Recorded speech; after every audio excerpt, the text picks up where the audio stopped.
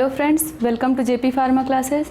आज का हमारा टॉपिक है अमीनो एसिड डिसऑर्डर्स। मींस कि अमीनो एसिड में अमीनो एसिड की कमी या उसकी अधिकता या फिर उसमें जो एंजाइम्स हैं उनकी जो रिस्पॉन्सिबिलिटी है उसमें अगर कुछ कमी आ जाती है, कोई भी टाइप का अगर प्रॉब्लम आ जाता है तो क्या हमारे बॉडी में डिसऑर्डर्स हो जाएंगे, क्या बीमारियां हो जाएंगी, वो चीज़ हम पढ़ेंगे। यहाँ पे मैंने कुछ अमीनो एसिड्स के बारे में, अमीनो एसिड के डिसऑर्डर्स के बारे में डिस्कस किया है। इसमें से कुछ अमीनो एसिड के डिसऑर्डर जो मैंने अमीनो एसिड के मेटाबॉलिज्म पढ़े हुए हैं, पर्टिकुलर एक अमीनो एसिड का जो मेटाबॉलिज्म पढ़ा हुआ है वहाँ भी मैंने ऑलरेडी इसके बारे में थोड़ा बहुत डिस्कस किया है।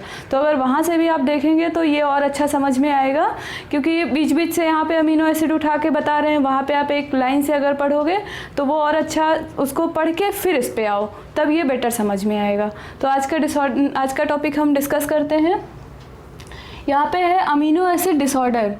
मीन्स कि अमीनो एसिड के कौन कौन सी बीमारियाँ होती हैं, अमीनो एसिड की कमी या उसकी अधिकता या उसमें एंजाइम्स जो भी हैं उनकी वजह से।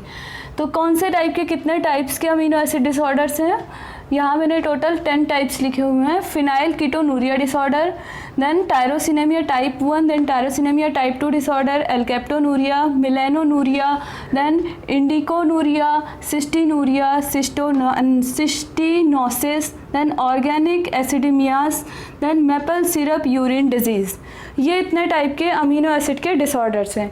इसमें से मैंने एक लिया अमीनो एसिड का एक डिसऑर्डर, फिनाइल कीटोनूरिया डिसऑर्डर।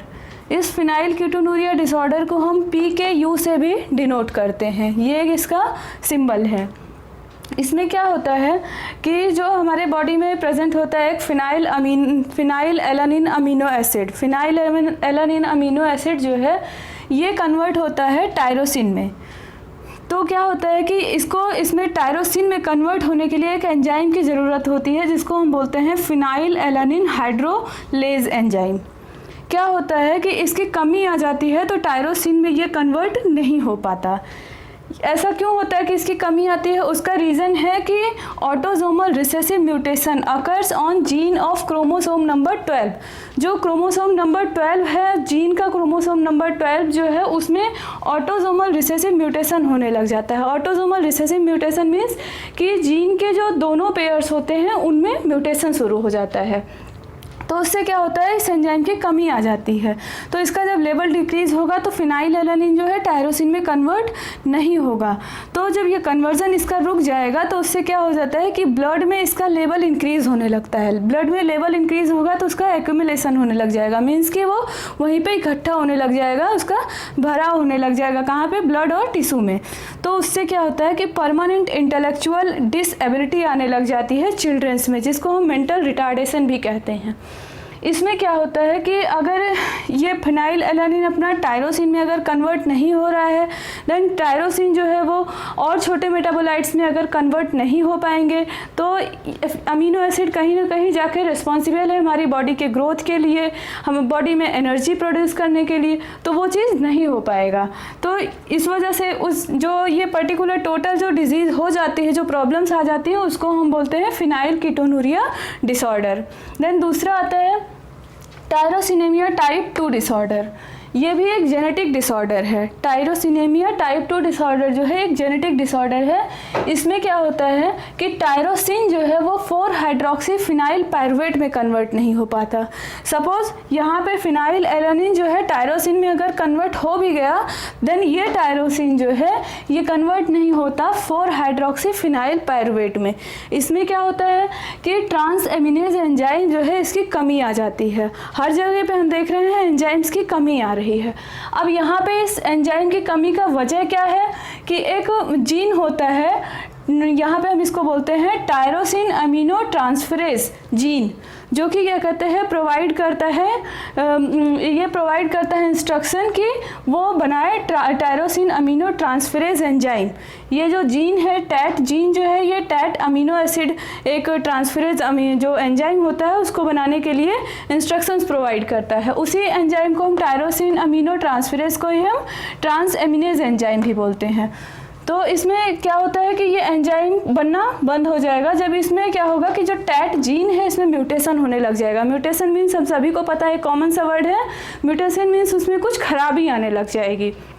तो इस जीन में जब कुछ प्रॉब्लम्स आने लग जाएंगे तो ये जीन जो है ये इंस्ट्रक्शन नहीं दे पाएगा कि ट्रांस एमिनेज एंजाइम का फॉर्मेशन हो, जिसकी वजह से यहाँ पे जब कमी आ जाएगी ट्रांस एमिनेज एंजाइम की तो टायरोसिन जो है 4 हाइड्रोक्सी फिनाइल पायरुवेट में कन्वर्ट नहीं होगा, और उसके बाद वो फिर से वही प्रोसेस कि वो छोटे मेटाबोलाइट्स में और जो स्मॉल मेटाबोलाइट्स जो बनने वाले हैं वो उसमें ब्रेकडाउन उसका नहीं होगा और हमारे बॉडी को एनर्जी या ग्रोथ नहीं मिलेगी। तो इससे क्या होता है कि टायरोसिन का जो है डिपोजिशन होने लग जाता है क्रिस्टल के फॉर्म में। टायरोसिन जो है क्रिस्टल फॉर्म में हमारे आईज में डिपोजिशन होने लग जाता है इनका, जिसकी वजह से क्या होता है कॉर्निया में अल्सर डेवलप हो जाता है जो कि बहुत ही पेनफुल होता है। तो ये रीज़न हो गया यहाँ पे मैंने बता दिया कि जो ट्रांस एमिनेज एंजाइम होता है इसमें ट्रांस एमिनेज मीन्स उससे समझ में आ रहा है, शुरुआत में भी मैंने कहीं कहीं बताया होगा कि ट्रांस एमिनेज मीन्स एमीन ग्रुप का ट्रांसफ़र होना।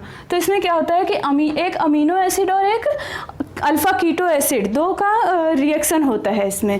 तो इसमें सिंपल से क्या होता है कि जो अमीनो एसिड उसका एमीन ग्रुप अपने कीटो ग्रुप पे अल्फ़ा कीटो एसिड के ग्रुप पे ट्रांसफ़र होता है, और जो अल्फ़ा कीटो एसिड है इसका जो कीटोन ग्रुप लगा होगा C डबल बॉन्ड O जो ग्रुप लगा होगा उसका डबल बॉन्ड अमीनो एसिड पे ट्रांसफ़र होगा। बस इतना ही इसमें रिएक्शन होती है। देन थर्ड आते हैं हम टायरोसिनेमिया टाइप 1 डिसऑर्डर। इसमें क्या होता है कि टायरोसिनेमिया टाइप 1 डिसऑर्डर में क्या होता है कि 4 फ्यूमराइल, यही जो 4 हाइड्रोक्सी फिनाइल पायरुवेट है, ये आगे चल के क्या होता है इसको समझने के लिए आप एक बार ज़रूर क्या कहते हैं फिनाइल एलानिन करके एक चैप्टर पढ़ा हुआ है, उसका मेटाबॉलिज्म आप पढ़ेंगे तो समझ में आएगा। तो यहाँ पे क्या होता है 4 फ्यूमराइल एसिटोएसिटेट जो अमीनो एसिड होता है, मतलब इसका मेटाबोलाइट बनेगा 4 हाइड्रोक्सी फिनाइल पायरुवेट का, ये कन्वर्ट होता है फ्यूमरेट एंड एसिटोएसिटेट, 2 मॉलिक्यूल्स बनाते हैं ये इन द प्रेजेंस ऑफ, यहाँ मैंने FAH लिखा हुआ है, इसका मीन्स होता है फ्यूमराइल एसिटोएसिटेट हाइड्रोलेज एंजाइम। यहाँ पे इस एंजाइम की कमी आ जाती है। इस एंजाइम की कमी की वजह क्या है कि यहाँ पे भी सेम है, जैसे यहाँ पे हमारा टैट जीन है वैसे ही यहाँ पे एक FAH जीन होता है, यहाँ पे एक FAH जीन होता है।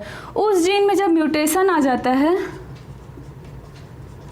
इस जीन में जब म्यूटेशन आ जाता है तो FAH हाइड्रोलेज एंजाइम जो इंस्ट्रक्शन प्रोवाइड कर रहा था ये जीन वो नहीं दे पाता, और जिसकी वजह से ये एंजाइम हमारा हाइड्रोलेज एंजाइम जो है ये बन नहीं पाता, और उसकी वजह से क्या होता है कि फ्यूमराइल एसिटोएसिटेट है ये फ्यूमरेट एंड एसिटोएसिटेट में कन्वर्ट नहीं होता, और इसका एक्यूमुलेशन हो जाता है लीवर, किडनी, CNS, और जिसकी वजह से फिर क्या होगा कि हमें किडनी डिसऑर्डर्स आ जाएंगे, लीवर डिसऑर्डर आएगा, किडनी फेलियर जैसी बीमारियां होंगी।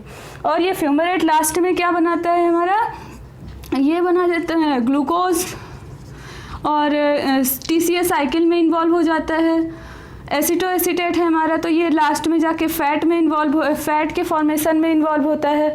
तो ये सारे जो मीन्स कि ये एक तरीके से लास्ट में छोटे छोटे मॉलिक्यूल्स में जो बनने वाले हैं, छोटे इसके स्मॉल मेटाबोलाइट्स जो बनने वाले हैं जो कि एनर्जी और बॉडी ग्रोथ के लिए रिस्पॉन्सिबल है, वो सारी चीज़ें नहीं हो पाएंगी अगर इस टाइप की कोई भी कमी आती है, किसी भी एंजाइम में अगर कमी आती है। तो यही है आज का टॉपिक, जिसको अगर कुछ क्वेश्चंस करने हो तो हमारे कमेंट बॉक्स में क्वेश्चन कर सकते हैं। Thank you.